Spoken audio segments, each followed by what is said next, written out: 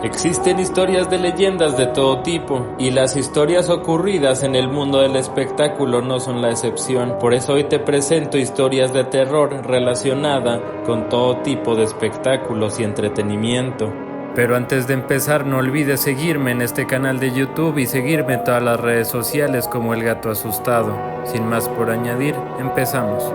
La siguiente es una de mis creepypastas favoritas de todos los tiempos y una de las anécdotas relacionadas con espectáculos más increíbles que existen en internet. Quienes conocieron a Jacob Emory de chico podrían decir que era un chico bastante tímido, pero quienes realmente habían hablado con él te podrían decir también que era un chico bastante curioso. Se interesaba por un tema y se obsesionaba con él hasta que se volvía un experto en esa rama. Se dice que Jacob siempre estuvo bastante interesado por los temas sobrenaturales. Es momento entonces que la historia comienza años después, cuando Jacob regresó al pueblo después de ausentarse por motivos desconocidos. Jacob regresó al pueblo bastante cambiado. Después de un par de años lucía más alto, pero sobre todo lo que más llamaba la atención de Jacob y de su cambio era cómo se vestía, pues tenía un aspecto un poco más oscuro, casi como si fuera un brujo. Se dice que las primeras personas con las que habló al regresar al pueblo fueron sus viejos amigos, quienes lo cuestionaron acerca de su ausencia y de qué había hecho.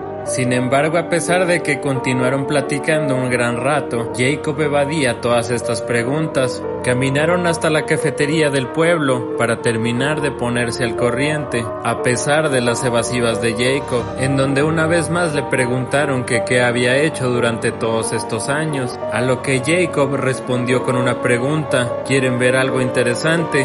A continuación, Jacob sacó un delgado lápiz de su bolsillo, tomó una servilleta y dibujó un perrito.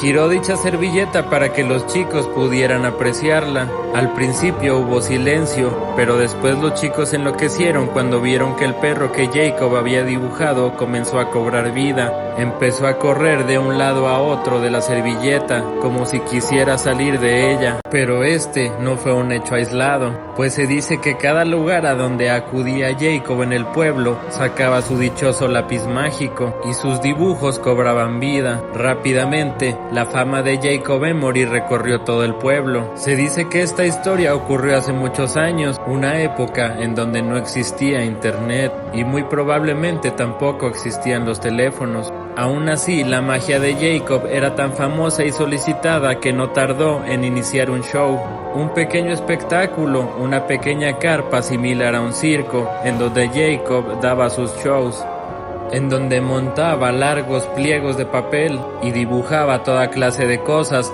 carritos que iban de un lado a otro, animales que se peleaban entre ellos y aviones que se estrellaban en el borde de los papeles. Sin embargo, hubo una noche en que todo fue diferente. Esa noche una feria se había celebrado en el pueblo y mucha gente estaba bajo la influencia de ciertas sustancias. Jacob comenzó dibujando un conejito, después dibujó varias plataformas y el conejito empezó a saltar en ellas. Pero los asistentes de ese show, personas que incluso ya habían ido antes al mismo show de Jacob, le pedían que hiciera algo más. Fue entonces que el público le comenzó a pedir que dibujara cosas subidas de tono, como una mujer despojada de sus vestiduras, un hombre deforme o un monstruo con muchos brazos, hasta que a alguien entre el público se le ocurrió pedirle una última cosa. Jacob encogió los hombros y empezó a dibujarse a sí mismo. Sin embargo, es en este momento cuando la historia se pone realmente perturbadora, pues el dibujo de Jacob sacó un pequeño lápiz de su chaqueta dibujada y comenzó a dibujar una puerta que el dibujo de Jacob abrió y las figuras horribles que Jacob había dibujado pasaron por ella. Conforme estos dibujos iban pasando la puerta, se empezaban a materializar en el pequeño circo. Rápidamente consiguieron a Edward y se le fueron todos encima. Esto hizo que la gente entrara en pánico y tumbara los instrumentos de iluminación mismos que ocasionaron que aquella pequeña carpa se incendiara. Se dice que después de aquel terrible incendio, Jacob fue eliminado y jamás se volvió a saber de él. Se dice que incluso el pueblo en complicidad guardó silencio. Dicen que a Jacob Emory le pasó esto por estar jugando con cosas que escapaban de su entendimiento y de su poder. Cuéntame tú qué piensas sobre este creepypasta. ¿Acaso te dan miedo los muñecos ventrílocuos? Pues esta es la historia más aterradora relacionada con un muñeco ventrílocuo. Es una historia difícil de creer hasta que revisas los archivos de la policía de Chicago.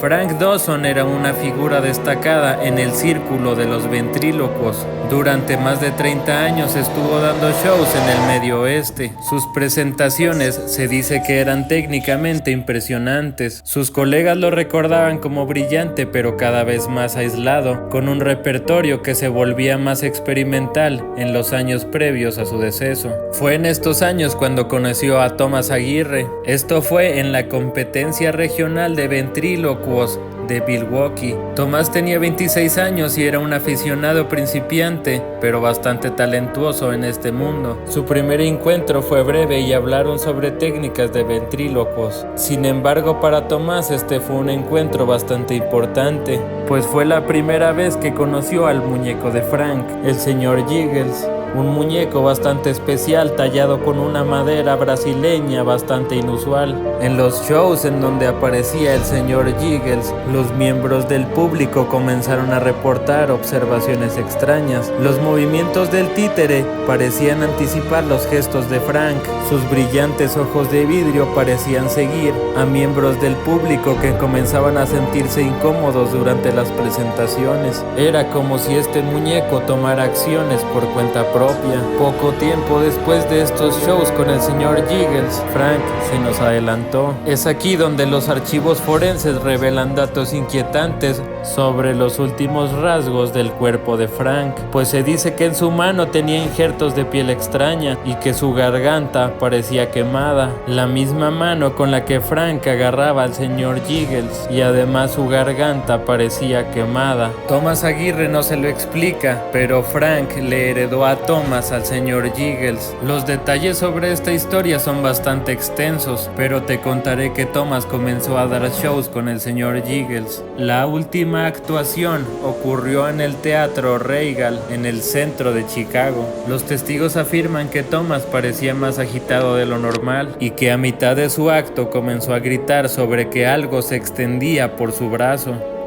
En ese momento Thomas soltó al señor Giggles y salió corriendo. Se dice que a partir de ese día Thomas jamás volvió a dar show. Tampoco fue visto oficialmente en ningún otro lugar. Algo macabro ocurrió esa noche, pues se dice que el señor Giggles tampoco fue visto otra vez. Esta historia real inspiró películas y series relacionadas con muñecos ventrílocuos. Cuéntame tú qué piensas sobre la historia de Frank Dawson y su muñeco Giggles.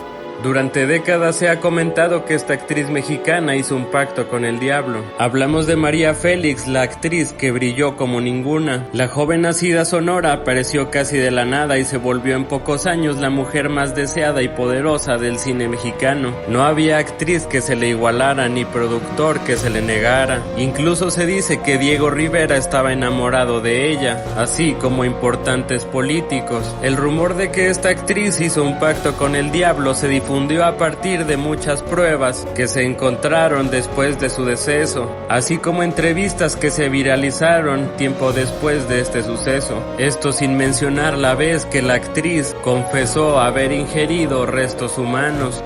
Se dice que de alguna manera esta mujer estaba obsesionada con el ocultismo. En su mansión, ubicada en Coyoacán, en la Ciudad de México, se encontraron varios cuadros extraños, retratos de María con los ojos completamente negros, figuras demoníacas en segundo plano y símbolos ocultistas en cada esquina de la casa. Se dice que la actriz los mandó pintar después de una serie de sueños donde, según ella, se le aparecía un ser con cuernos y una voz dulce que le hablaba en lenguas desconocidas. Uno de estos cuadros, llamado La Dueña del Abismo, desapareció misteriosamente después de su deceso.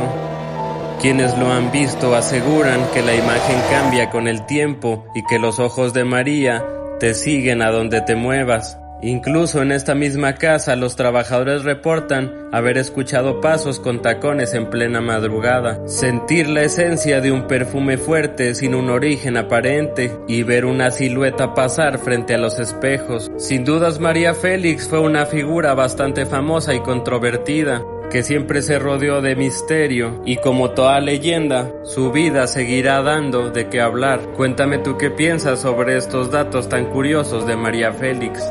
Este es el teatro más embrujado de todo México. El Teatro Frufru, ubicado en el centro histórico de la Ciudad de México, es uno de los escenarios más antiguos y misteriosos del país, fundado en 1899 y ha sido testigo de escándalos, actores y tragedias. En los años 40 y 50 muchos de los actores de la época de oro del cine mexicano comenzaron su carrera sobre este escenario. Actores de la talla de María Félix, Cantinflas, Germán Valdés y Tintán, todos lo conocieron, pero muchos evitaron volver. Este teatro alberga muchas leyendas, una de ellas es la del palco maldito. Se dice que en el palco con el número 23 ha habido avistamientos respaldados con testimonios reales, como el de Roberto Cobo, quien en los años 90 reveló que había visto a una mujer vestida de blanco con un rostro irreconocible sentada en ese palco, y que cuando la señaló desde el escenario, esta mujer desapareció.